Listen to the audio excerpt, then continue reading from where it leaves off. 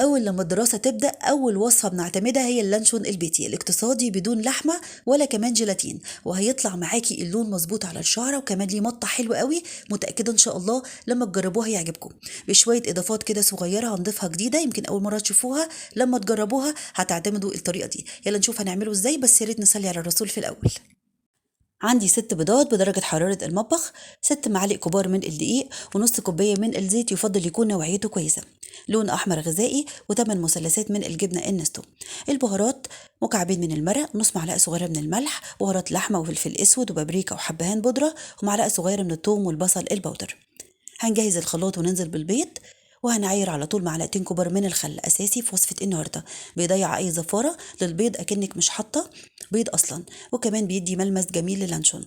هننزل بالزيت، وعلى طول برضو بمعلقه الطعام الكبيره هنعاير 6 معالق كبار من الدقيق. بعد كده هضيف الجبنه علبه كامله يعني، لازم برضو تكون بدرجه حراره المطبخ زي البيض. وادي البهارات، حتى الملح الحقيقة كان مظبوط، نقطتين من اللون الأحمر الغذائي. وبصوا بقى الإضافة الجديدة دي، معلقتين كبار من الحليب البودرة، يمكن أول مرة تشوفوها. لو مش متوفر عندك خلاص ممكن تستغني عنه.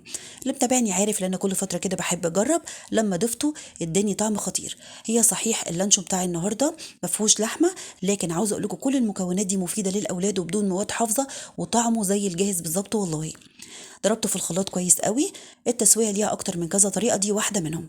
جبت كيس تلاجة ببرطمان كبير ونزلت بالخليط، هطلع بقى اي هوا وده مهم جدا، ونربطه ونعمله زي الرول. لو مش عندك كيس تلاجة هتجيبي الكوبايه تدهنيها بالزيت وتوزعي الخليط وتقفلي وجه الكوبايات بالفويل، وبرده دي طريقه تسويه تانية عملناها مع بعض قبل كده. وفي طريقه ثالثه، لو عندك علب السمنه الكيلو هتضيفي كيس التلاجة فيها وتنزلي بالخليط وتربطيه وتقفلي على علبه السمنه نفسها بالفويل وتسويها في الحله اللي فيها ميه. الثلاث طرق ناجحين جدا ان شاء الله معاكي، اللي تعجبك استخدميه.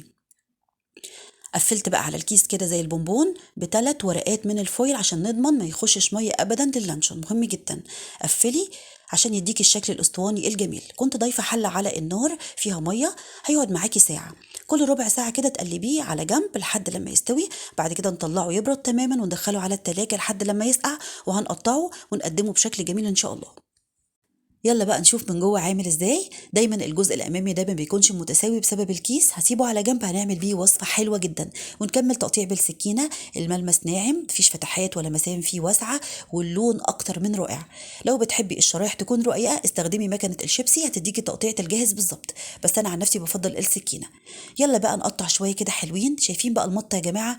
بدون جيلاتين ولا لحمه ولا اي حاجه، عملنا احلى لانشون بيتي في البيت وبدون مواد حافظه.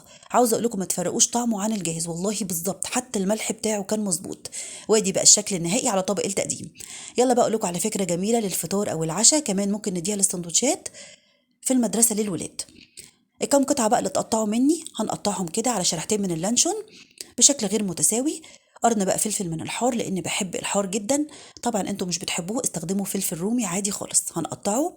هاتي بقى طاسه فيها شويه زيت وهنبدا ننزل بالفلفل نشوحه. فاكرين زمان لما كنا بنحمر اللانشون في معلقه السمنه البلدي؟ بس الحقيقه انا ضفت زيت. هبدا بقى اشوح اللانشون مع الفلفل لحد لما يتحمر شويه.